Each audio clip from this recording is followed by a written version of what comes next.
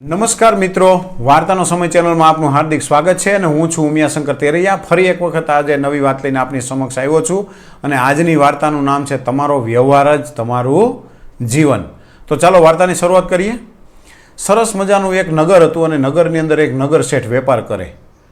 હવે નગર શેઠને ખૂબ મોટો વેપાર અને ખૂબ સારો એવો પરિવાર અને નોકર ચાકર, જાણે એક હરતું ફરતું રજવાડું સમજો, આવી નગર શેઠની હવેલી. હવે એક દિવસ બને છે એવું કે નગર શેઠને એક દિવસ સ્વપ્ન આવે છે અને સ્વપ્નની અંદર એક નાગ આવીને એવું કહે છે કે તમારી હવેલીની પાછળ જે આ તળાવ છે, તળાવના કિનારે એક વૃક્ષ છે, આ વૃક્ષના થળિયાની અંદર દરમાં હું રહું છું અને હું આગલા જન્મનો તારો વેરી છું અને વેર વાળવા માટે કાલ સાંજે હું તને સર્પદંશ એટલે કે તને કરડવા માટે આવવાનો છું.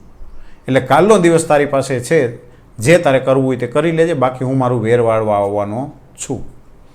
સવારે નગર શેઠ જાગે છે, પોતાના માણસો કામ ધંધે લાગે છે, સૌ પરિવાર પોતપોતાની રોજિંદી પ્રવૃત્તિઓથી પરવાડી અને કામ ધંધે લાગે છે. બને છે એવું નગર શેઠ પોતાના ગુરુને બોલાવે છે, પોતાની પત્નીને, પોતાના સંતાનોને બધાને બોલાવે છે અને પોતાના મુનિમને બોલાવે છે અને સપનાની વાત કહે છે. અને ગુરુજીને એ વાત કરે અને મુનિમને કહે છે કે ભાઈ, જ્યારે મને કંઈ નફા નુકસાનના કે ખોટના કે જે કોઈ સ્વપ્ન આવ્યા છે ને, એ સ્વપ્ન હંમેશા સાચા પડ્યા છે. એટલે શક્ય બને કે આ સપનું પણ સાચું પડે તો શું કરી શકાય?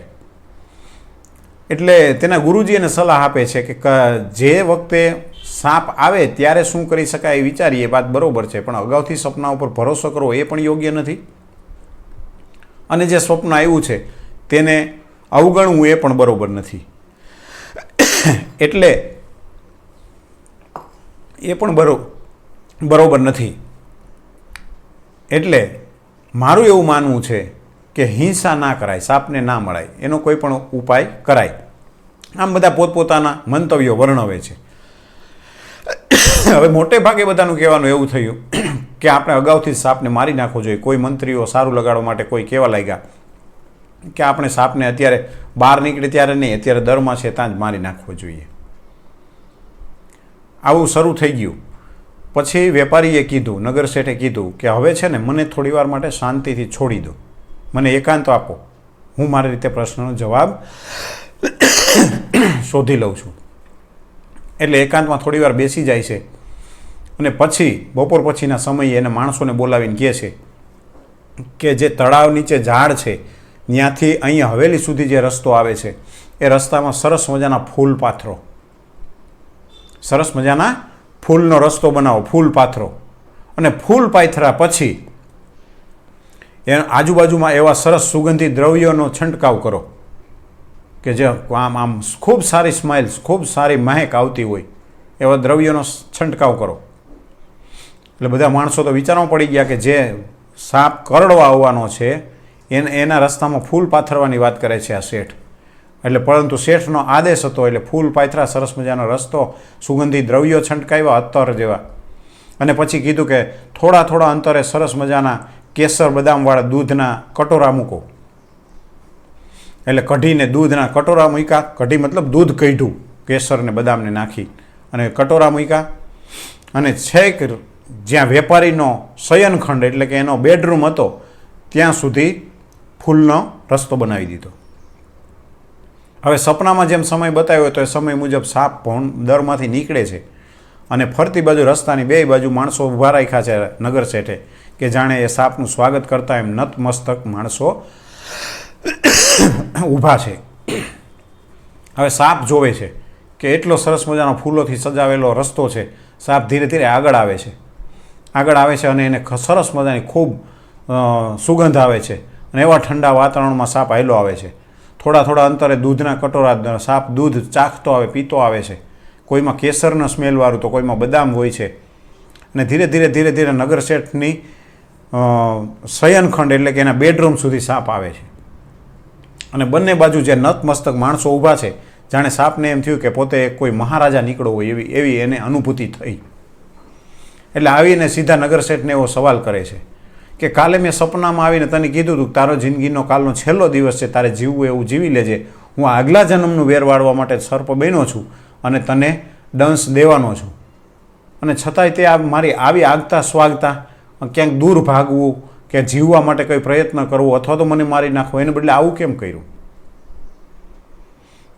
એટલે પેલા નગર શેઠ એવું કહે છે કે ભાઈ હવે માનો કે ગયા જન્મનું શું વેર છે એ તો મને ખબર નથી, પણ કંઈક વેર હશે તો જ તે સાપનો અવતાર લીધો હશે, બરાબર? અને એ વેર પૂરું કરવા માટે તું અત્યાર સુધી એ ગુસ્સામાં, એ ક્રોધમાં તારું જીવન તું વિતાવતો હતો. હવે આજ હું ક્યાંક ભાગી જાઉં અથવા તો માણસોને બોલાવીને તને પકડી લઉં અથવા તો તને મારી નાખું એન કેન પ્રકારે, તો એ મારું ઝેર તો પેઢી દર પેઢી ચાલ્યું જ રહેવાનું છે. ખબર નહીં આવતા જન્મમાં હું શું બનીશ શું નહીં.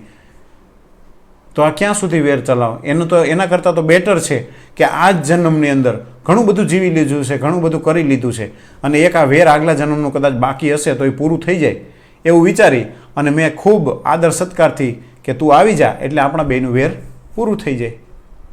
સાપ શર્મિંદગી અનુભવે છે, વિચારે છે કે હું તો ખોટો આ એક નહીં બબે અવતારથી આના સાથે વેરના શું કહેવાય કે ગુસ્સામાં બળતો રહ્યો. પછી એવું કહે છે કે હવે મારે જે કાંઈ વેર લેવું હતું, મને જે કાંઈ ગુસ્સો હતો એ હવે મારે કાંઈ તને દંશ દેવો નથી. અને સાપનો ગુસ્સો ઠંડો થઈ જાય છે. હવે આ વેપારી એવું કહે છે કે હજી હું તને કહું છું કે તારું જે વેર છે તે પૂરું કરી દે જેથી કરીને તારો ગુસ્સો ઠંડો થઈ જાય. પણ સાપ ના પાડે છે કે ના, આ તારું સરસ મજાનું આમ કે ઇન્દ્રને શરમ આવે એવી આ તારી હવેલી છે, આ સરસ મજાનો તારો પરિવાર છે, આ સરસ મજાના આ માણસો નોકર ચાકર આ બધું છે, આ તને હું ખાલી એક દંશ દઉં તું મરી જા, આ બધા દુઃખી થઈ જાય, આ બધાને હું દુઃખી કરવા માગતો નથી. એટલે તારો વ્યવહાર એટલો બધો સારો મને લાગ્યો છે કે હું હવે મારું વેર ભૂલી જવા માગું છું. સાપ ખુશ થયો અને એની આગળ જે કિંમતી મણી હતી એ મણી આપી અને સાપે કીધું કે તારા આ ખજાનામાં કોઈ જાતની ખોટ નથી, ખૂબ બધી સમૃદ્ધિ છે, સમૃદ્ધિની સાથે સંસ્કારો પણ છે, પરંતુ આલે આ એક મણી તારા ખજાનાની અંદર એક વધારે એક કલગી ઉમેરાશે. આવી રીતે સાપ એને મણી રૂપે આશીર્વાદ આપી અને વચન આપ્યું કે હર હંમેશ ગમે ત્યારે કંઈ જરૂરિયાત હોય તો મને મનોમન યાદ કરજે અને હું હર હંમેશ તારી મદદ માટે તૈયાર રહીશ. એમ કરી અને સાપે વિદાય લીધી. મિત્રો, સામાન્ય માણસના જીવનમાં પણ આવું જ હોય છે. કોઈ પણ માણસને તમારા પ્રત્યે ગુસ્સો હોય, વેરભાવ હોય, વેદના હોય, ત્યારે તમારું વર્તન એ કેવું છે ને એના ઉપર સામે હોય છે. ઘણી વખત એવું બને છે કે તમારું વર્તન જ તમને મુસીબતમાં નાખી દેતું હોય છે અને તમારું વર્તન પણ ગમે એવી મુસીબત ટાળી દેતું હોય છે. એટલે આજે આ વેપારી અને સાપના આગલા જન્મના વેર અને વેપારીના વર્તનથી જે વેર અટકી ગયું એ વાત તમને ગમી હશે. આશા રાખું છું આવીને આવી નવી વાતો સાંભળવા મળે, આપણને સમયસર નોટિફિકેશન મળતું રહે. એટલે મારી ચેનલને લાઇક કરો, શેર કરો અને સબસ્ક્રાઈબ કરવાનું ના ભૂલતા. અને બીજી નવી વાત લઈને ના આવું ત્યાં સુધી અસ્તુ. જય હિન્દ.